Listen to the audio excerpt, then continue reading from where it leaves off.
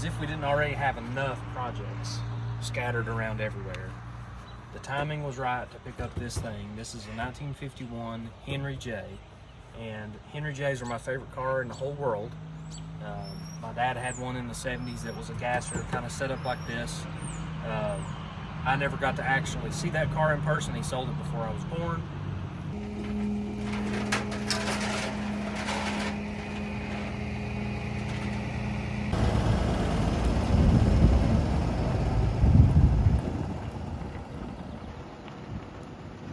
This is about the 6th or 7th Henry J that I've owned.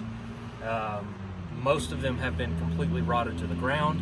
This one is good, so we're going to take a look at it. I want to talk to you a little bit about some of the modifications that have been done on this car, because this is an old school drag car. This is more than likely built in the 60s. Looks like it's had maybe some updates in the 70s, but for the most part, this thing is a pretty good survivor. I kind of hate that it's sitting outside in the weather right now. I've got to carve out a hole to put it indoors so that this thing stays as good as it is. So let's take a look at what makes it cool. So, starting at the front, this is a fiberglass one-piece front end, so that it doesn't have a detachable hood. This front end flips forward. Yeah, there's no motor, but that's okay. We've got motors. You can see some of the work that's been done on this thing. You can see the firewall has been cut out, and they've got the engine set way back in the car. Because of that, they've had to do a lot of work to the firewall. You can see it's got an old school Airheart master cylinder on it. That's a really neat piece. Then we've got this custom pitman arm that comes down off of the steering box. That's a custom piece. All this custom welding and fabrication. Some of it's a little iffy, but like that's a really nice piece. Somebody had to do some machining to make that work. Let's move to the front axle underneath. Probably best to go down here. So this thing's got parallel leaf springs, and it's got an I-beam axle that's been drilled. Somebody somewhere along the way put what I'm assuming is 53 or 54 Chevrolet hubs. That was a really popular thing to do on the old Ford axles. That allows the use of good brakes, good drum brakes, and a small Chevy bolt pattern. You can see that front wheel is actually a little forward in the wheel opening. It's not centered exactly. And that was an advantage back in the day.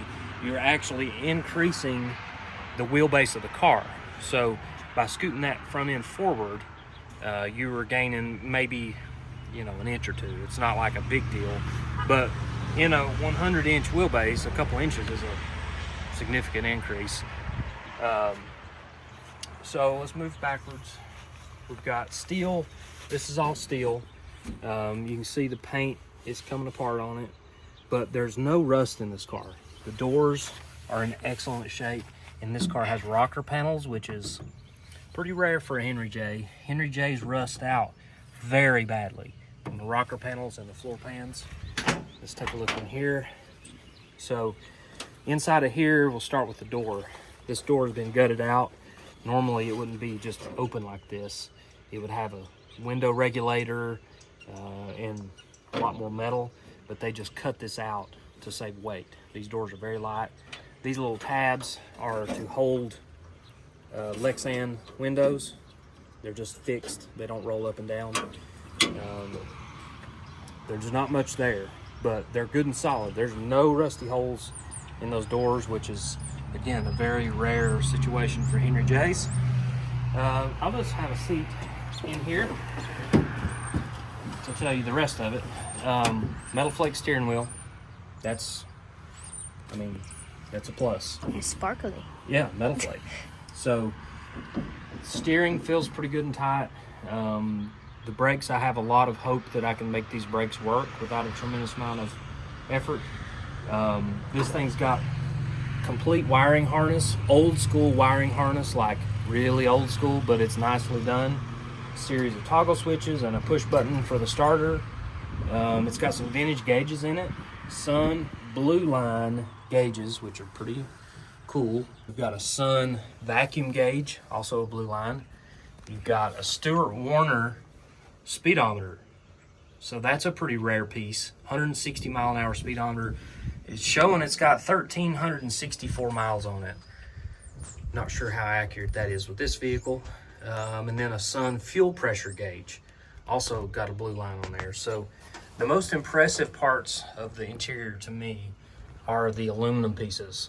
Like this TIG welded aluminum that is absolutely beautiful.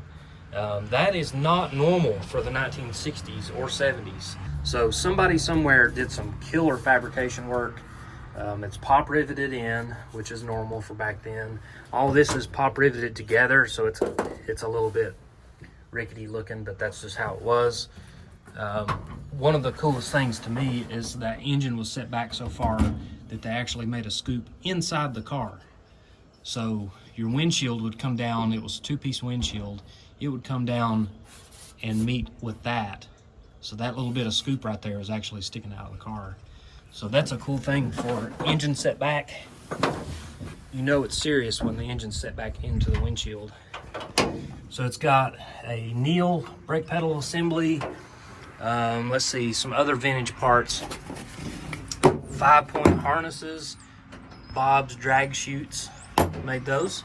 So that's neat. They're all together and complete. Here is the engine plate. It is very heavy duty. And you'll see it's got a 3-point roll bar in it.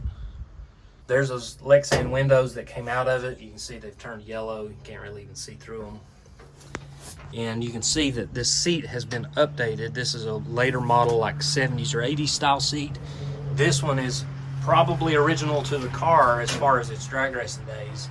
It's a low back bucket seat. You'll see that diamond stitching. That's really cool.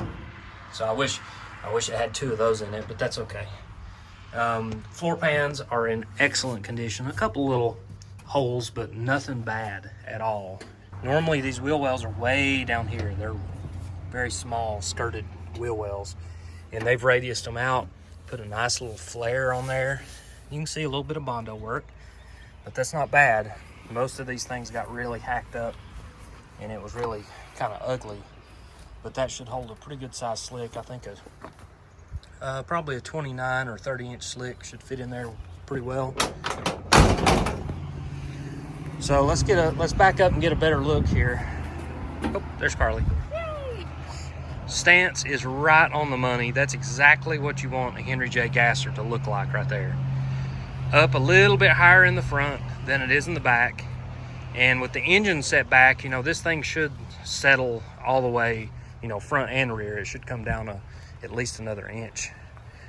I haven't done any real investigation work as far as the history of this car.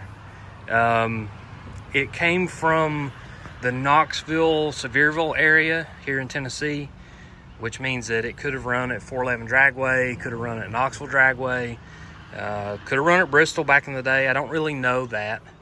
And there's a lot of investigation left to do there. So you can see it's had some red paint, it's had some blue paint. I'm not sure if this white underneath here is primer or if that's paint, but it's had some different colors. Go ahead and shut that door. There you go. Can't really get much better than that as far as a Henry J is concerned. The factory gas tank is still in it, still plumbed in and everything.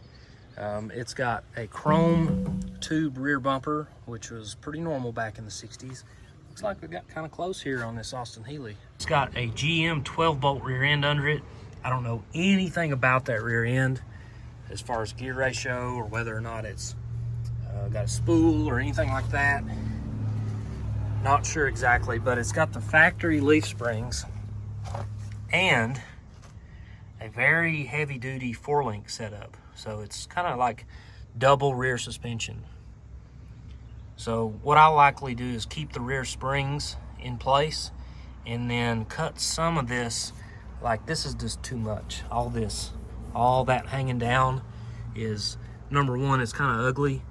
But if I cut just below that upper link, it'll kind of hide it all. And I'll still have the benefit of that upper link to keep the rear end from wrapping around. So got some ideas in the works for that. Underneath here you can see that wiring harness. Pretty nice stuff for back in the day compared to most of the junk that we drag in. You can see the aluminum foot box there for your feet to go. You can see the aluminum scoop. So this thing obviously had a tunnel ram or fuel injection or something tall to get up out of there. Underneath, don't have a transmission cross member, but that's pretty easy to make. Got a drive shaft loop in it. One thing I wanted to show you, I was just digging around. If I can get this screw out of here and peel this open. Look at that upholstery inside of an area that would never ever be seen unless the hood was up. So it's got black rolled and pleated upholstery on the cowl panel, very nicely done upholstery, and then this aluminum from the firewall is wrapped around it. So that's, to me, that's kind of a show car detail, not a drag car detail. And that tells me that this car was probably a drag car in the 60s and maybe was updated to this configuration in the 70s and was just kind of like a show car. So I don't know that yet. I don't know all the details. I don't know exactly what this car was back in the day, but it's got a lot of good pieces, a lot of good elements, and it's something that I'm excited to actually work on and build. Some of these projects and things like you see here, these old dragsters and stuff like that, there's no way to even get close to finishing this stuff, but this car is actually a pretty feasible project. So I wanted to show it to you guys. Hope you enjoyed it. Look forward to many updates on this car as we put it together. Hopefully we can get an engine and transmission in it soon and make this thing work. I almost forgot to show you my favorite part of a Henry J, and this changed through the years. This is only in 51 Henry J's and just kind of early in the production. So these cars, even though they look like they should have a trunk right here, they don't. This is just solid. These things even had a spare tire that you couldn't get to from the back of the car. You had to get to it from the front side, which doesn't make any sense. But I've always loved how these look with no trunk. The later Henry J's have a tail light that is sort of shaped like this, and it's cut into this beautiful little fin that's on this car. And it totally kills it to me. The little tail light doesn't look good. So 51 Henry J's just have that little tiny tail light right there. That's all they got. So 52 and beyond had a tail light that was cut into the fin. I don't like how that looks. I love the 51 better. And another interesting tidbit. While we're here, we might as well talk about it. Henry J, this is a car made by Kaiser. The guy's name was Henry J. Kaiser. He built ships. He was a pretty famous shipbuilder. Got into the car world after the World War II. He built a lot of different cars, and this was their economy car, built from 1951 to 1954. The 54 models were just leftover 53s that they couldn't sell because these things didn't sell very well. They were economy cars and just not a very good car. But an interesting thing about Henry J's is that they had a marketing partner, a branding deal, if you will, with Sears, like the store, Sears and Roebuck, and you could buy one of these cars through the Sears catalog. So this is obviously long before the websites and all that kind of stuff. When they sold products out of a mail order catalog, you could buy a Henry J from Sears and Roebuck. Now, it wasn't called a Henry J, it was called an Allstate, and that was Sears. They had an automotive brand, so they made Allstate tires, Allstate batteries, things like that. So these cars were called Allstate. They had different emblems, they had different grille, had a few little different pieces, and of course they had Allstate tires, Allstate battery. But they didn't make very many of them, they didn't sell very well, and most of them got cut up and turned into drag cars because they were lightweight.